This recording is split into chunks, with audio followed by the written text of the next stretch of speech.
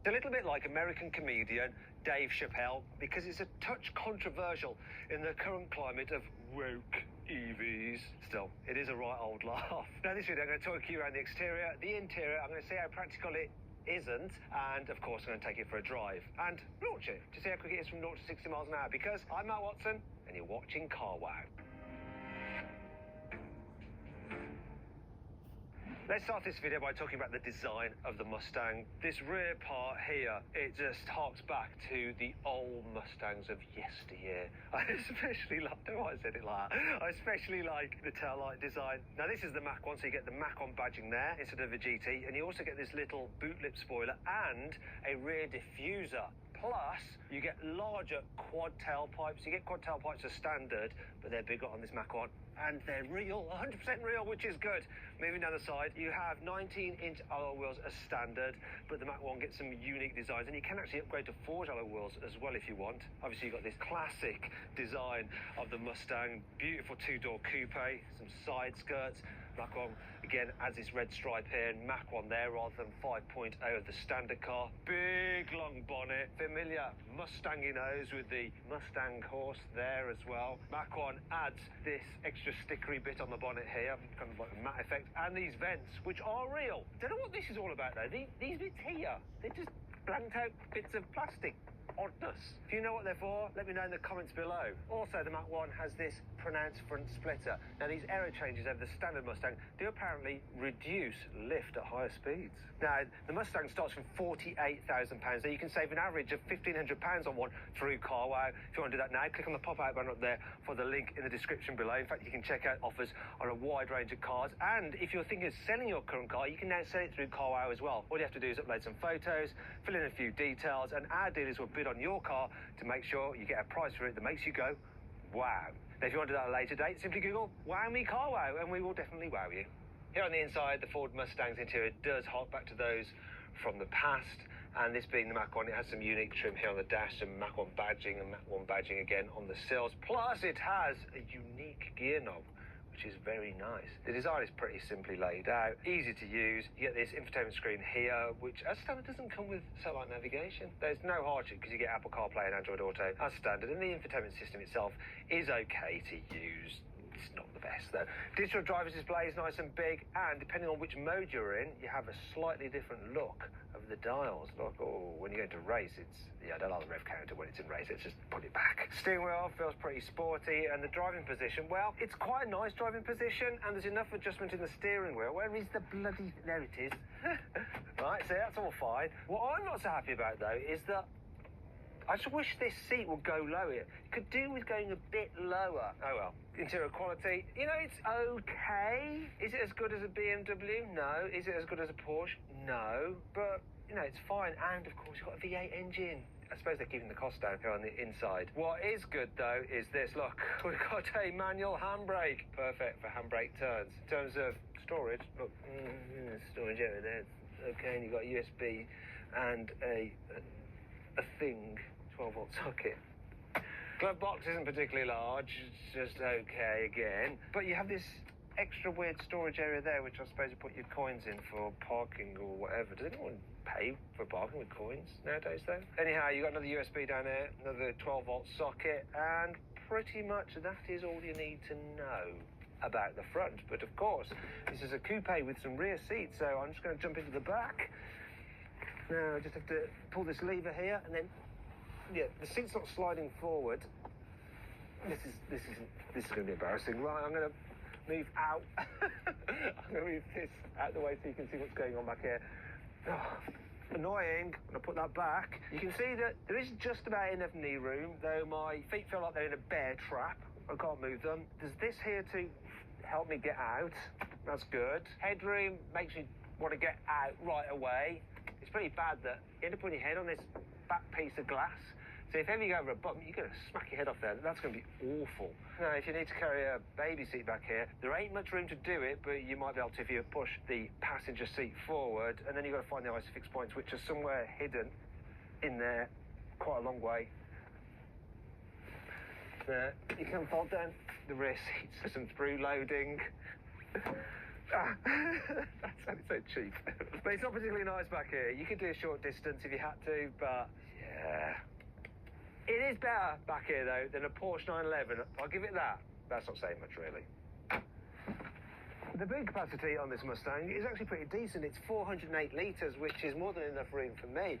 The problem is the access to it. The aperture isn't particularly wide, and there's a bit of a boot lip to lift things over. So, yeah, it's not as practical as it might seem. And that brings me to 5 annoying things about this car. This car is pretty well equipped, you know.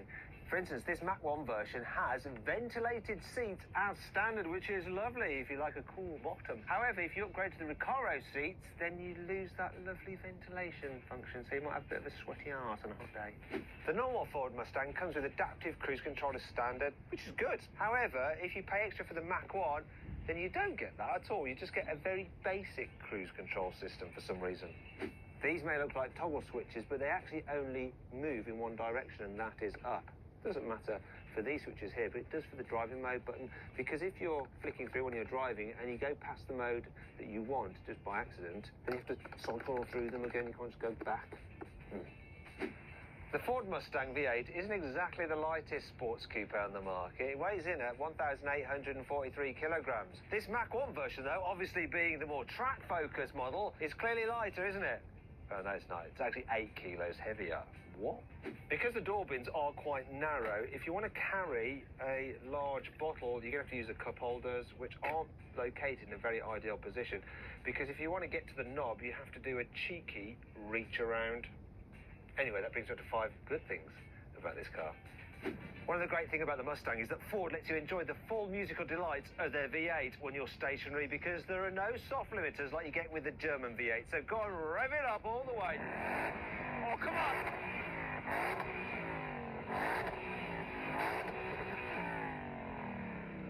I love it. One more. One more. Oh. Great. While you can be raucous with exhaust, there is also a quiet setting, so it's less intrusive. And beyond that, you even have a quiet start mode where you can actually set the car so that it'll start quieter, and then the exhaust valves will open as you drive off, so you don't disturb your neighbours. And you can even set a quiet time so that it knows to start on quiet mode if it's early in the morning or maybe late at night, depending on how you set it. If you go for the Mach 1 version of the Mustang, you get some chassis upgrades, including stiffer front springs and anti-roll bars, recalibrated dampers. You also get a bigger brake booster and special fins underneath the car to feed cold air over the brakes to help cool them if you're doing some track work. Also, you get the rear subframes from the Shelby models, which you can't get in the UK, so it's just a bit more sporty. Because this car is a Mustang, Ford thought it'd be funny to make the sound of the indicator repeater to mimic the clippity-clop of a horse trotting, so have a listen to this.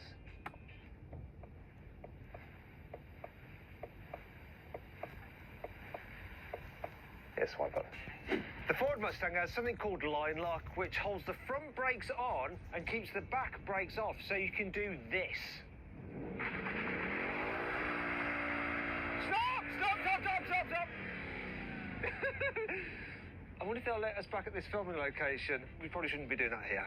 Now we come to the main reason to buy a Ford Mustang, and it's this. The fact that in the UK, you can only get it with a naturally aspirated 5-litre V8. In the normal GT model, it puts out 450 horsepower, but thanks to a new air intake system and ECU remap, in this Mach 1, it has 10 ponies more, 460 horsepower. Now, the standard car is only available with a 10-speed automatic, but you can get the Mach 1 with an optional 6-speed manual if you prefer. However, if you prefer a different sports coupe, I found another one through Kaoru, which actually has a really good offer on it. If you click on the pop-out banner up there for the link in the description, you can see what that car is, and personally, I'd rather have that car than this.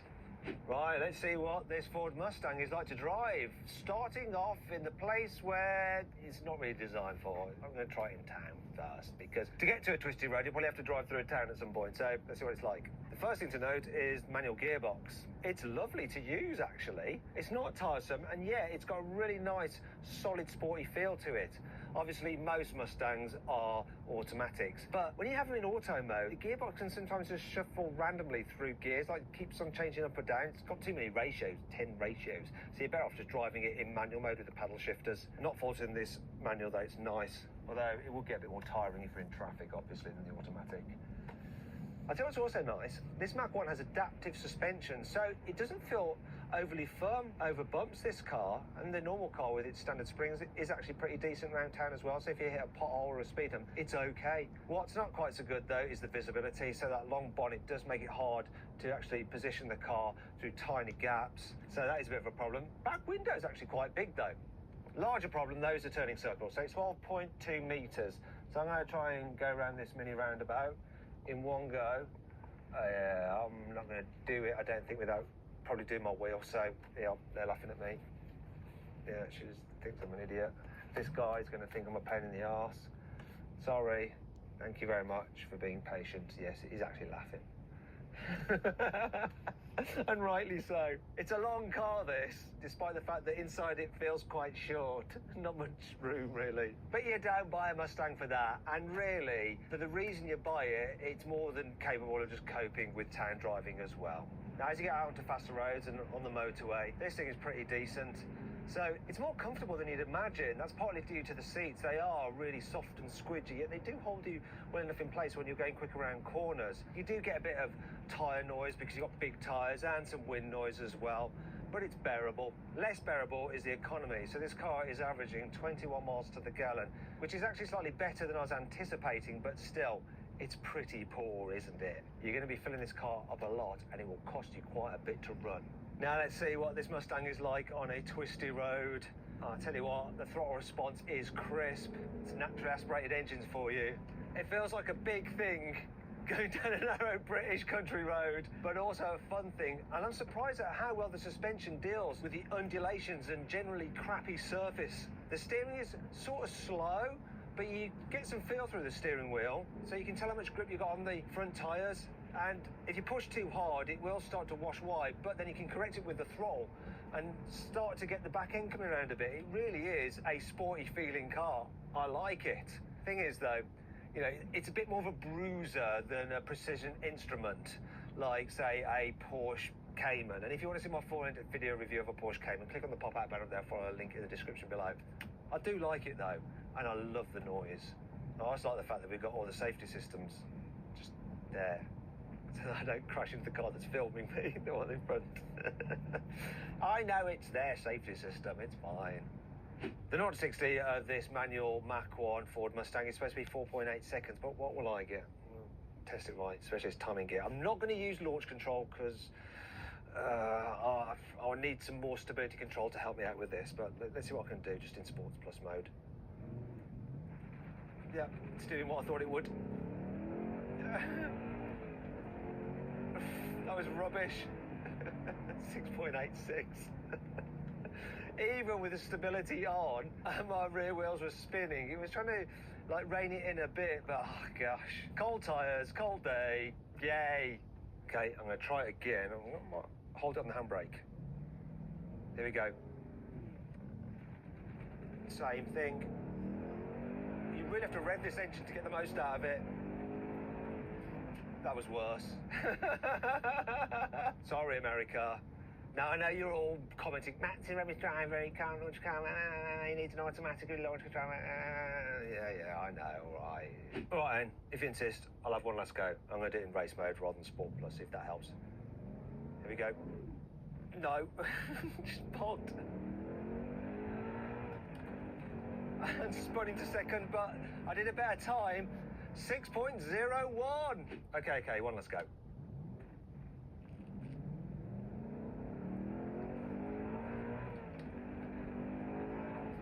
5.91, it's getting better all the time.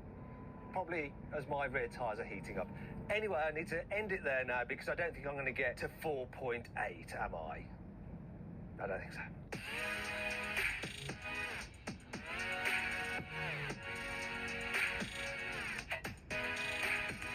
So then what's my final verdict on the Ford Mustang? Should you avoid it? Should you consider it? Should you shortlist it? Or should you just go right ahead and buy it? Well, there'll be those people who want a Mustang and yeah, go right ahead and buy it if you're one of those. However, for everyone else, I think if you're looking for a sports coupe, you should consider it. I mean, it does have its flaws, but it's also quite charming. Anyway, I hope you all enjoyed the video. If you did, give it a like. Let me know what you think of the Mustang in the comments below. Click on those windows there to watch some more videos. If you click on that box there, you can get a car out to sell your car. Our dealers will bid on your car to get you a price that makes you go, wow.